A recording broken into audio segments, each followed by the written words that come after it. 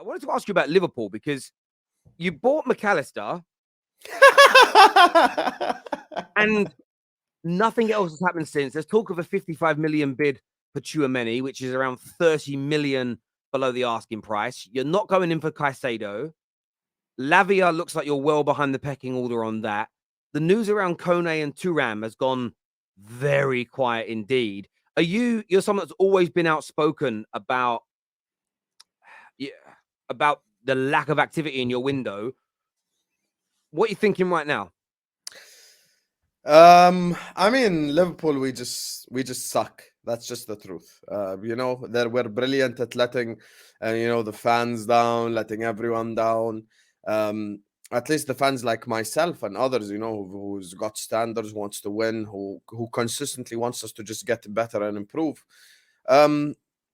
I don't know if I should start with the fans first or start with the club first. From the fans' perspective, let me just say this because I just want to call out certain people's hypocrisy. People who called me out, people from the other side of the coin, if you would always come to. Funny enough, there was a guy who actually DM'd me yesterday, Scouser from Liverpool and stuff, and he starts telling me, "You just chat shit," and I'm like, you know what? Let me respond to this guy.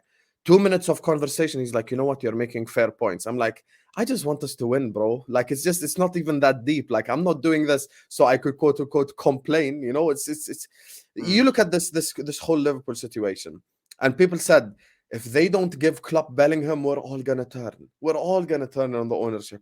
They didn't give him Bellingham, they didn't turn. They're like, if they don't give Klopp his priority targets, we're not gonna turn. They're still not turning, even though Klopp's not getting his priority targets. That's the issue for me. It's just I think it's become an ego thing with this whole FSG in, FSG out conversation. People are just, the FSG-ers have just gone beyond egotistical agenda levels where they're just, and they've got PTSD from Hicks from Hicks and Gillett as well. Sorry. So that's another thing.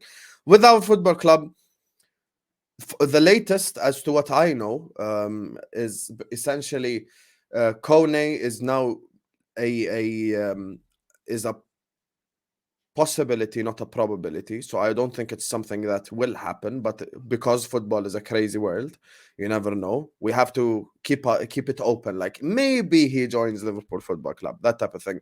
I think Inacio off the table because we pissed off Sporting Lisbon. You got Bella Kotchap basically from Southampton and Mickey van de Ven from Wolfsburg that we're looking at. Is probably going to be Mickey van de Ven that ends up being a Liverpool centre back. And Kefren Thuram right now looks like to be the main target for us in midfield. It looks like we're going to be getting Kefren Thuram.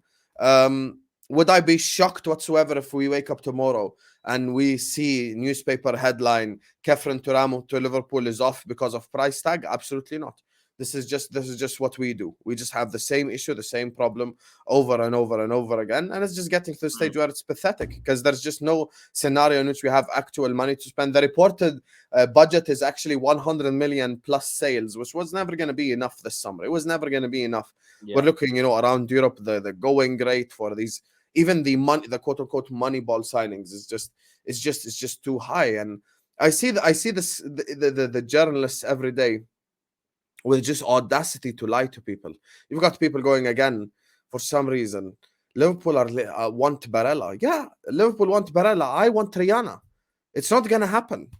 It's not going to happen. I cannot take her away from ASAP Rocky. We cannot take her away from Inter because we have no money. We have money, but we don't spend it because we're unserious.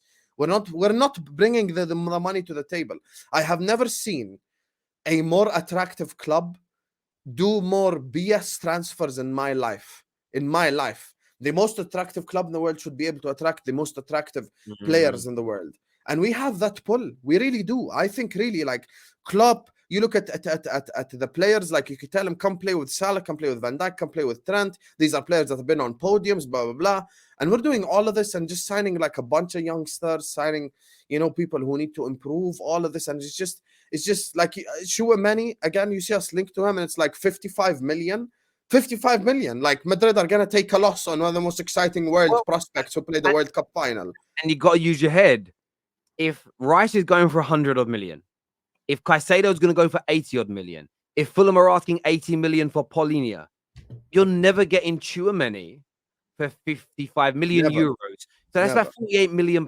It's never going to happen. And the Barella links, Tonelli has just gone for 70. So if Tonelli is 70, Barella is 80 or 90. And And he's worth every penny. He's worth every penny of that.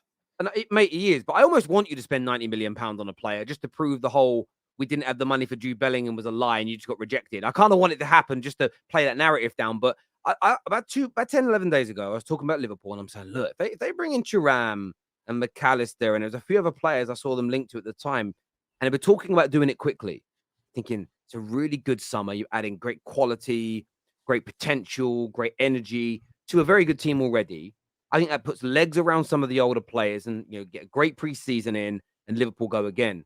But I keep saying this about a number of clubs. Man United are in this space, so I'm not being a hypocrite. Chelsea with selling people and they sold half their squad to Saudi this week.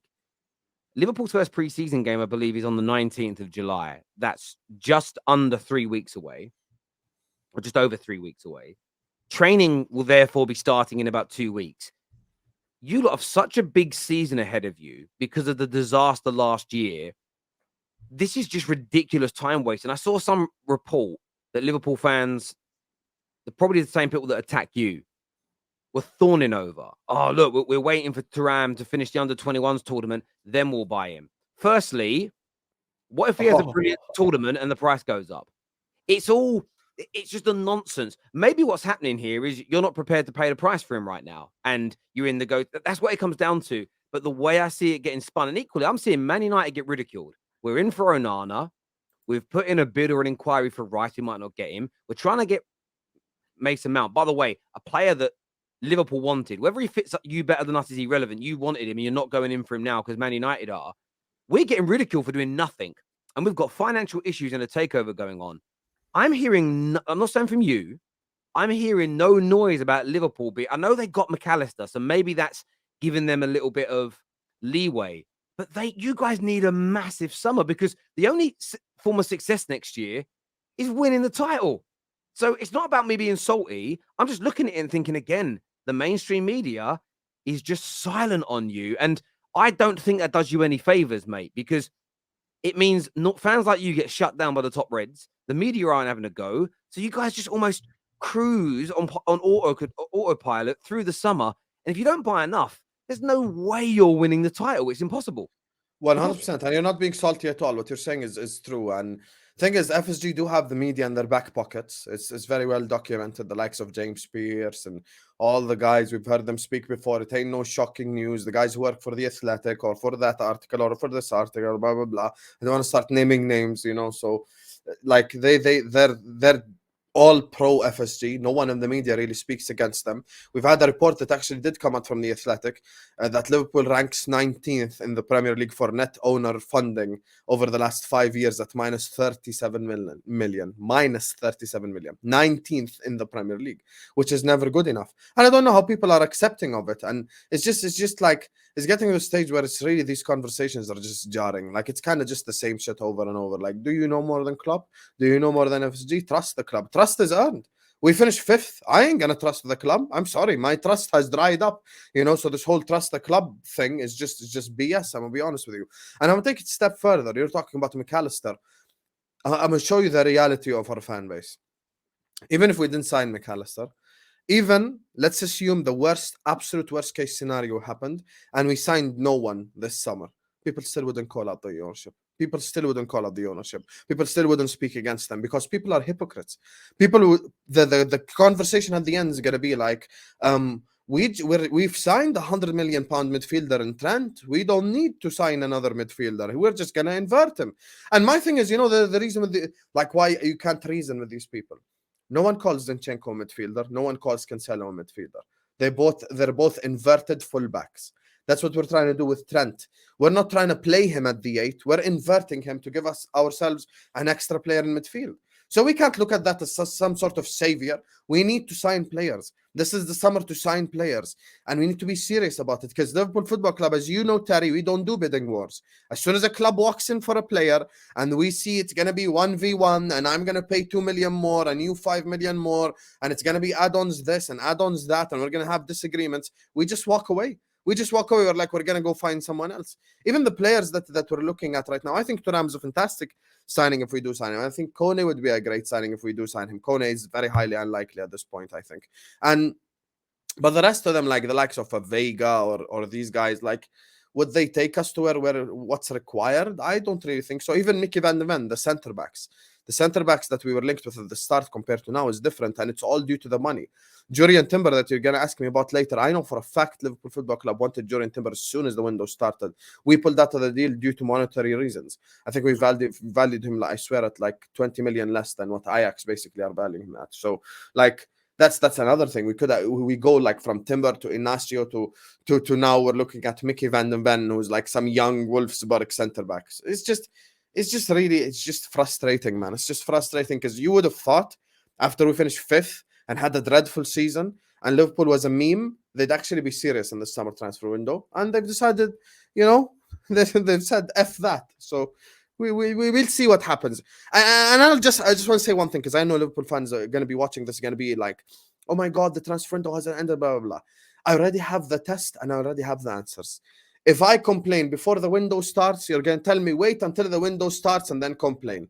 If I complain during the transfer window, you'll tell me, wait till the window ends and we will assess the situation. You can complain then. And if the window shuts and I'm complaining about transfers, you tell me the window's shut, there's nothing we can do now. I already know this. So please don't tell me wait until the transfer window finishes and blah, blah, blah, because I already know the answers to the test. Because when the transfer window shuts, you're going to come tell me, Hussam, the transfer window's shut. There's nothing we can do now. Why are you complaining? It's just the same shit, to be honest with you. I already know the answers. I'm going to be honest with you.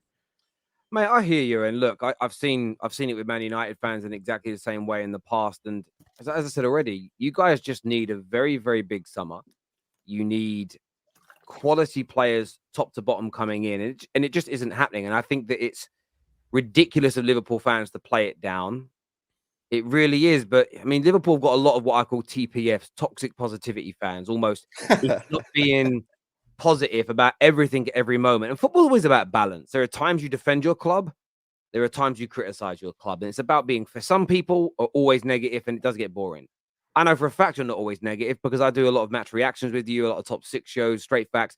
There's a mixture with you. All you're doing is demanding that the team improves, but you're not angry about every little thing the club does. You defend your club to rivals a lot of the time as well. So it's about the balance being right. And as you say, Liverpool are hard. I feel a bit sorry for Liverpool fans as well, especially the ones in the content world, because there's little or nothing for you guys to talk about all summer at the moment. And it's a difficult thing, really. And people love to talk about their clubs. So, yeah, I get where you're coming from. We have some super chats here.